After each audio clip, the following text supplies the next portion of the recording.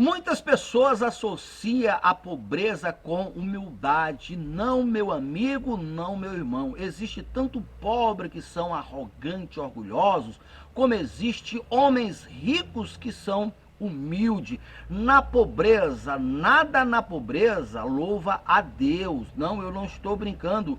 Isto é verdade. Tanto é que se fosse assim o que está escrito lá em Tiago capítulo 2, e o verso 5, estaria assim: não sabeis que Deus escolheu os ricos deste mundo para tornar eles pobres na fé?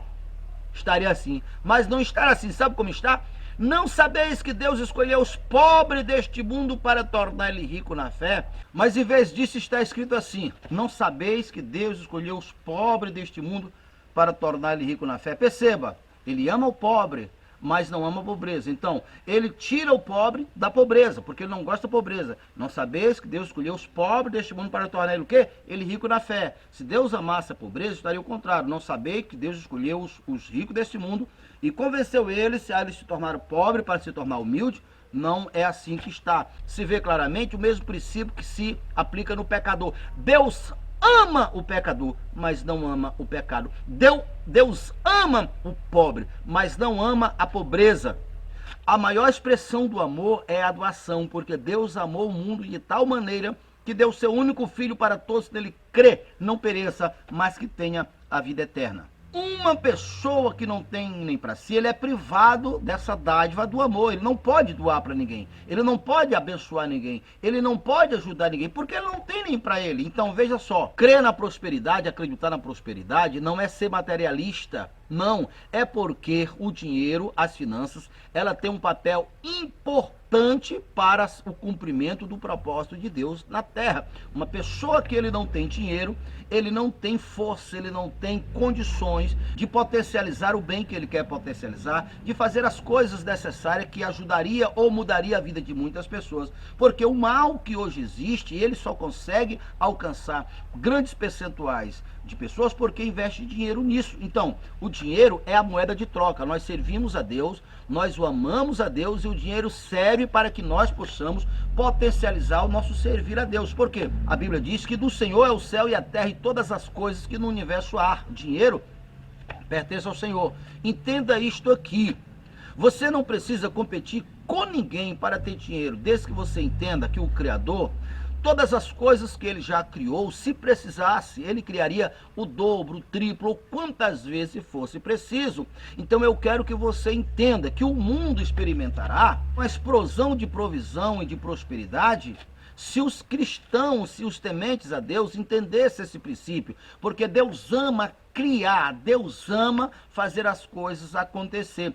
Então esta é a vontade de Deus. Você pode ter certeza, se porventura um país como o nosso tivesse a metade das pessoas passando privações, necessidade, não é por falta de Deus, é por falta de alguém criar. Então Deus quer criar o suficiente para que cada cristão, não só do nosso país, mas do mundo inteiro, tivesse o suficiente para ele e para os seus, tivesse uma casa para morar, tivesse um carro para andar, tivesse uma família, tivesse condições. Deus pode, Deus não tem dificuldade, mas você precisa entender, nós somos os criadores da nossa realidade.